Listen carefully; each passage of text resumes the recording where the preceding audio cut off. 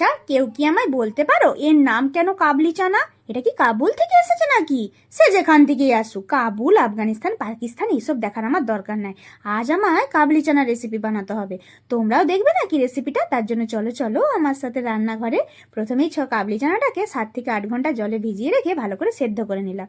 এরপর কড়াই তেল দিয়ে পেঁয়াজ আর টমেটোটাকে ভালো করে ভেজে নিলাম। বেশ লাল লাল করে ভেজে নেবো, এমন ভাজবো সে ওরাও আর জন্মে ভুলবে না। তারপর আদা, রসুন, কাঁচা লঙ্কা ওটাকেও দিয়ে ভেজে দেবো। অল্প একটু নুন দেবো, তাহলে জড়কে যাবে, ভালো করে জড়কে গিয়ে সব একসাথে ভাজা হয়ে যাবে।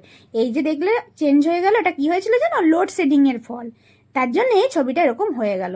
এখানে কিছু গুঁড়ো মশলা দিয়েছি, ধনে গুঁড়ো, জিরে গুঁড়ো, লঙ্কা গুঁড়ো, সেটাকেও দিয়ে ভালো করে কষিয়ে কাবলি চানা আর আলুটাকে দিয়ে ভালো করে কষে নিলাম। সেদ্ধ আলুগুলো ম্যাশ করে দিয়েছি, তবে না গাঢ় গাঢ় হবে। এরপর পরিমাণ মতো জল দিয়ে ধনে পাতা দিয়ে ভালো করে ঢেকে দেবো। 10 থেকে 15 মিনিট ঢেকে দিলে একদম রেডি কাবলি চানা। দেখে নাও তোমরাও কেমন হয়েছে।